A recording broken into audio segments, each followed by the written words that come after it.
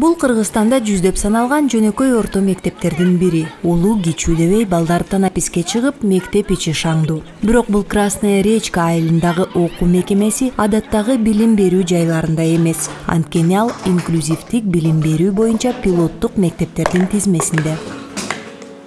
Капстейкинг стакандар менен ойнолуучу спорттун түрү өзгөчө жогорку класстын окуучуларын абдан кызыктырды. Балдардан кем калышпай, Абубекир Даиров дагы стакандарды орду-ордуна шакылдатып коюп жатат. Өспүрүмдү бул 8-класска интернаттан көчүрүп келишкен. Мугалимдердин айтуусунда биринчи күндөрү бала менен тил табышуу оор болду. Бирок тез эле көнүп, классташтары дагы Абубекирди өз курбусундай кабыл алышты. Мальчик сам спокойный. Баланын мүнөзү токтоо. Биз менен окуучулар менен тез эле тил табышып кетти, окуп жатат. Мындай программаларды биз абдан колдойбуз. Анткени балдар биздин келечегибиз, билим алышы абзел. Биздин балдар менен бирдей шартта болушуна кам көрөбүз. Баланын ата-энеси мектепке күн алыс келип, мугалимдердин кеңештерин угуп, үйдө өз алдынча кошумча сабактарды өтүп жатышат. Класстагы курдаштарынан калышпаганга тырышат. Биринчи чейректин жыйынтыгы боюнча Абубекир орто чыкса, 3-чейректи 4 деген баалар менен аяктады. Бүгүн мектепте эмне кылдыңар?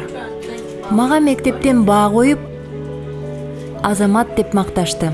Ата-энесинин айтымында баланы интернаттан жөнөкөй мектепке которуу кыйынга турду. Ал сунуш акимияттан түштү. Башка балдар баламды кантип кабыл алат, сабакты өздөштүрүүсү кандай болот деген ойлор апасын сарсанага салды. Бирок баардык кооптонуулар негизсиз болуп чыкты. Башка балдар кандай экенин билбейм, бирок менин балам бат эле сөзгө аралашып кетет. Мен апамды абдан жакшы көрөм. Азамат уулум, кел жаза кой. Сен менин атымды жазам деп жатпадың беле? Балдар менен чогуу өсүшү керек. Азыр чындыгында эле такыр башкача болуп калды. Мурун болоор болбоско таарына берчи. Азыр жакшы, мүнөзү оңдолуп жатат. Бул өрчүсүндөгү өзгөчөлүктөрү бар баланын атайын окуу жайда эмес, жөнөкөй мектепте билим алышынын ийгиликтүү үлгүлөрүнүн бири. Мындай натыйжалар баланын укугун коргоочулар лигасы коомдук фондунун бирден бир максаты. Инклюзивдик билим берүүнү ишке ашыруу фонддун бир нече жылдан берки аракети. Наша команда имеет 20-летний опыт. Балдар үйүндөгү жана интернаттагы балдардын укугун коргоону көзөмөлдөө боюнча биздин команданын 20 жылдык тажрыйбасы бар. Бүгүнкү күндө биздин уюм Кыргыз Республикасынын өкмөтү менен биргеликте үй бүлөнү колдоо, социалдык кызматты өнүктүрүү, фостердик үй бүлө, инклюзивдик билим берүү боюнча 2 райондо пилоттук иш жүргүзөт. Интернаттан үй бүлөгө которулуп, жөнөкөй мектепке барган балдар окуудан жакшы натыйжаларды берип жатат. Кыргызстанда интернаттык типтеги 145 мамлекеттик жана жеке мекеме бар. Ал жерге балдар соттун чечими же ата-эненин арызы боюнча барат. Бул ар кандай балдар, көбү майып, бир тобу толук жетимдер. Башкаларынын ата-энеси экөө тең бар. Бирок аларды жалпы билим берүү мектептерине албай, балдар окуудан калбасын деп ата-энеси интернатка берүүгө аргасыз болушкан. Зачастую, когда на уровне района, көп убакта райондун айыл өкмөтүнүн деңгээлинде үй бүлөгө жана балдарга жардам берүү зарылчылыгы болот. Бул учурда мамлекеттик органдар балдарды интернатка, балдар үйүнө бөлүштүрүшөт. Эмне себептен? Анткени жерлерде практикалык кызматтар жок. Кыйын кырдаалга кабылган балдарга мамлекеттик органдар эч кандай тандоо сунуштай албайт. Мындан улам интернаттык типтеги жайларга жолдомо алган балдардын саны күндөн күнгө өсөт. Дагы бир жакшы үлгүлөрдүн бири бул Кеңеш айылынын башталгыч класстарындагы көрүнүш. Бул балдардын кайсынысы жакында эле интернаттан которулуп келген жана өрчүүсүндө өзгөчөлүктөрү бар деп ойлойсуз? Билбеген адамга Равил жакында эле интернатта болуп, бул класска жаңы келгени байкалбайт. Ар дайым жылмайып, өзүн эркин алып жүрөт. Бул инклюзивдик билим берүүнү туура жолго коюунун дагы бир ийгиликтүү үлгүсү. Равиль к нам пришел где-то в октябре месяце. Равиль бизге октябрь айында келген. Анда эч ким менен сүйлөшпөй, мүнөзү түнт эле. Балдардан огочолонуп, жакын жолобой коркуп турчу. Бизге келгенде биз анын өзгөчөлүгүн такыр байкаган жокпуз. Кадимки эле курдаштарындай эч айырмачылыгы жок. Биз менен 2 жумадай окуп, көнгөндөн кийин кичинеден ачылып, жылмая баштады. Балдар менен ойноп, сүйлөшүп кетти. Мурда интернатка берилгени туура эмес болду окшойт менимче. Ата-энеси ал жака бекер берген. Бала бир топ убактысын жоготту өңдөнөт. Родители его туда зря отдали. Интернатка бекер барган. Демек, наристе толук кандуу билим алуу убактысын жоготкон. Ооба, балким ал окуунун мыктысы боло албастыр. Бирок адистердин ырастоосунда жөнөкөй мектепте билим алып, андан соң үй бүлөгө кайткан бала тез социалдаштырылып, бойго жеткен көз карандысыз өз алдынча турмушунда жашоодо зарыл болгон көндүмдөргө ээ болот. 20-кылымдын орто ченинде англиялык психиатр жана психоаналитик Джон Болби биринчилерден болуп, бала ата-эненин жок дегенде бирине, башкача айтканда, ага кам көргөн адамга ынак болуусу маанилүү экендиги жөнүндө принциптерди иштеп чыккан. Жатак мектеп-интернатта болуу ынактыкты жана когнитивдик өнүгүүнү бузат. Жашоонун биринчи күндөрүнөн баштап ымыркай бардык нерсенин, камкордуктун, тамактануунун, жаңы тажрыйбанын, эмоционалдык өнүгүүнүн булагы болгон адамга муктаж. Ушундан улам кичинекей адам жашоонун бардык көрүнүштөрүн түшүнүүгө үйрөнөт, туура тажрыйба топтойт. Эгерде бала интернатта болсо, анда ал эволюциялык жол менен аныкталган өнүгүү шарттарын жоготот. Жалпак тил менен айтканда, ата-энесинин, курбуларынын чөйрөсүндө туруктуу эмоционалдык, тактилдик байланышсыз өзгөчө баланын эле эмес, жөнөкөй катардагы баланын да мээси өтө начар өнүгөт.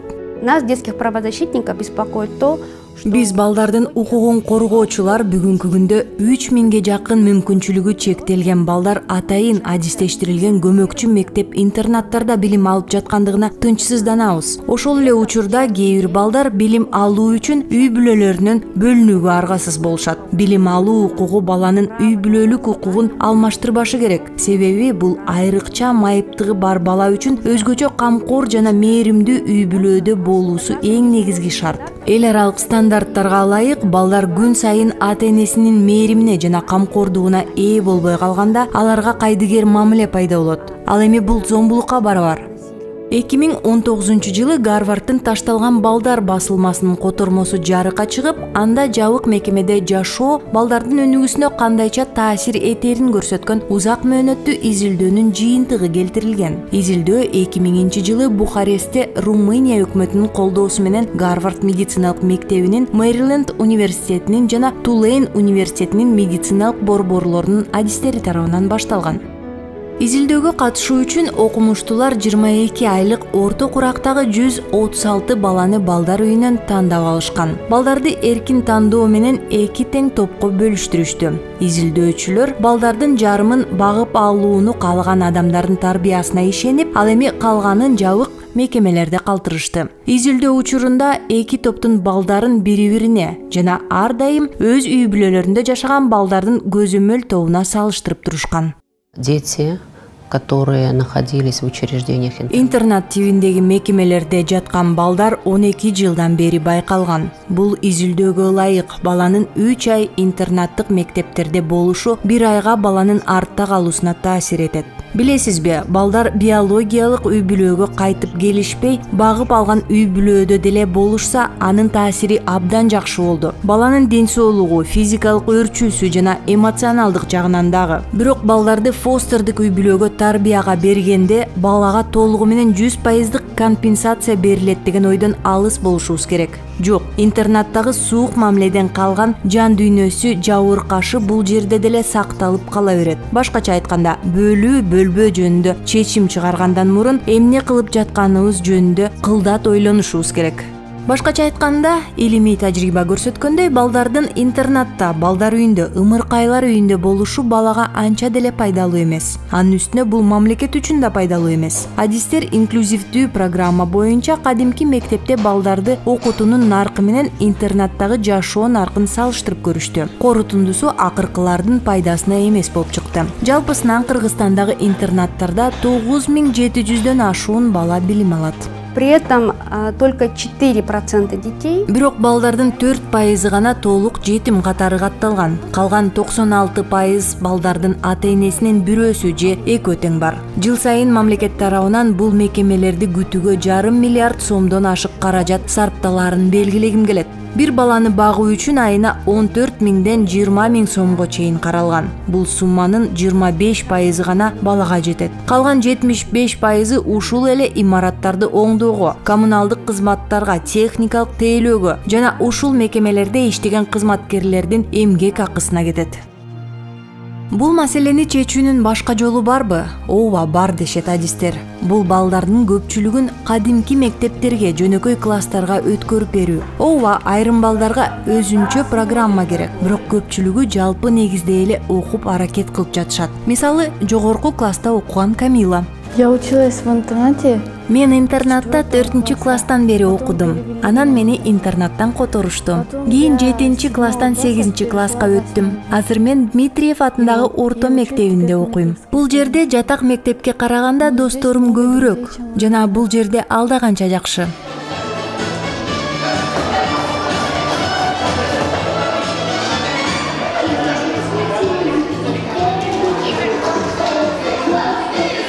Мелдештер мектеп-интернаттардын балдары кадимки мектепте окуган курдаштары менен пикир алышуусу үчүн зарыл. Спорт бириктирип, ар дайым позитивдүү эмоцияларды жаратат. Биздин мектеп-интернат 1953 жылдан бери иштеп келет. Бизде бардыгы болуп 66 адам кызмат кылат. Бүгүнкү күндө интернатта 130 бала бар. Кыргызстандын бардык аймактарынан келген балдар. Алар бизге диагноз менен келишет. Бул мүмкүнчүлүгү чектелген балдар. Акыркы 2 жылдан бери биз баланын укугун коргоочулар лигасы коомдук бирикмеси менен тыгыз кызматташып келебиз. 2 жылдан бери алар абдан кызыктуу семинарларды, тренингтерди, мастер-класстарды, спорттук мелдештерди өткөрүп келишет. Ар бир бала үй бүлөдө жашашы керек. Албетте, биз мындай демилгени колдойбуз. Европа өлкөлөрүндөй болуп ушундай жакшы долбоорлор биздин Кыргызстанда дагы тезирээк ишке ашуусун каалайбыз. Мектеп-интернаттар эмес, бакма үй бүлөлөр, фостердик үй бүлөлөр көбөйүп, балдар үй бүлөөдө чоңойсо деп тилейбиз. Баланын укугун коргоочулар лигасы коомдук фондунун адистери жатак мекемелердеги балдардын ата-энелери жана камкорчулары менен түшүндүрүү иштерин жүргүзүшөт. Натыйжалар көзгө көрүнүп, оозго алынып калды. 65 бала реинтеграцияланган, башкача айтканда, үй бүлөлөргө жана кадимки мектептерге кайтарылган. Мисалга алсак, 5-класстын окуучусу Сабрина.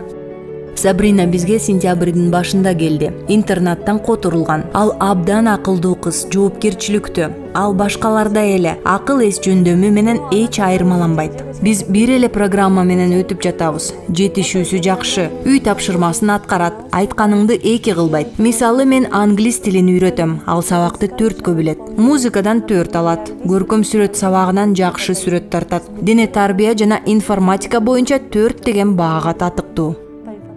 Бул кыз чоң ийгиликтерди багынтууда. Аруке эл менен мамиле түзүүдө бир топ кыйынчылыктарды баштан кечирди. Апасы макул болуп, аны интернаттан Ивановка станциясындагы кадимки мектепке өткөрүп бергенине азыр эч өкүнбөйт. Албетте, кээ бир сабактарды дароо эле өздөштүрүп кете алган жок. Ошондуктан мугалимдер көп учурда кошумча сабактарды өткөрүшөт. Апасы дагы кошумча сабактарга катышууга аракет кылат.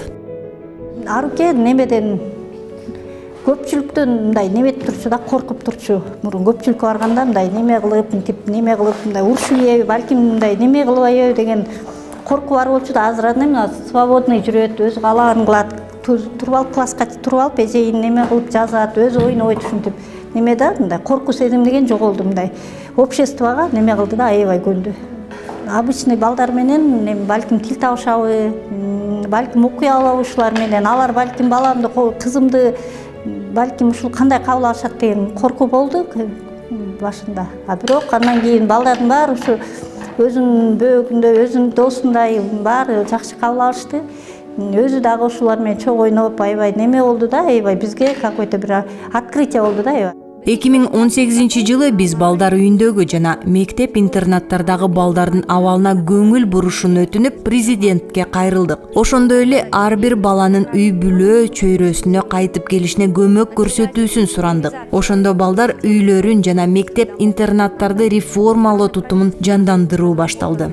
2019-жылы Бириккен Улуттар Уюмунун майыптардын укуктары боюнча конвенциясы ратификацияланган жана ага мамлекет башчысы кол койгон. Андан кийин өкмөт 2023-жылга чейин Кыргыз Республикасында инклюзивдик билим берүүнү өнүктүрүү концепциясын иштеп чыкты. Ушул учурдан тартып өлкөдө инклюзивдик билим берүүнүн жигердүү өнүгүүсү башталды. Ата-эненин мээриминде, ата-эненин кучагында үй бүлөнүн бир ысык мындай чөйрөсүндө өскөн, анан ошол эле мезгилде мектепке келип билим алган баланын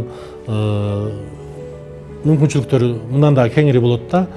Себеби биз толук кандуу үй бүлөнүн дагы мүмкүнчүлүктөрүн, жакшылыктарын, анын бир жагымдуу климатын сезип жашасын балдар, жана толук кандуу билим алсын деген мындай бир иш аракеттин үстүндө иштеп атабыз. Мен ушундай эле бардык билим берүү мекемелерин ушуга чакырамын да, себеби балага эненин, атанын мээрими дагы керек, жана толук кандуу билим алуу да зарыл. И мы верим, что жергиликтүү деңгээлде жөнөкөй үй бүлөнү, фостердик үй бүлөнү колдоо боюнча социалдык кызматтар күчтүү болсо, ошондой эле ар бир мектеп инклюзивдүү мамилеге багыттала турган болсо, анда балдар үйү жана интернаттар жакынкы мезгилде өз актуалдуулугун жоготот деп ишенебиз. Бул ыкма Кыргызстандын бардык балдарын балдар үйлөрүнөн жана интернаттардан өз үй бүлөлөрүнө кайтарууга жардам берет деп ишенебиз. COVID-19 коронавирус пандемиясынан мурун Кыргызстанда 10 миңге жакын бала интернат жана балдар үйлөрүндө болушкан. Карантин мезгилинде көпчүлүк ата-энелер, туугандар жана камкорчулар аларды үй бүлөлөрүнө алып кетишкен. 1,5 миңге жакын бала гана интернатта калган. Баланын укугун коргоочулар лигасы мүмкүн болушунча көптөгөн энелер жана аталар балдарын өз үй бүлөлөрүндө калтырып, аларды жаңы окуу жылынын башында кадимки жалпы билим берүү окуу жайларына жөнөтүш боюнча кошумча түшүндүрүү иштерин жүргүзүүдө.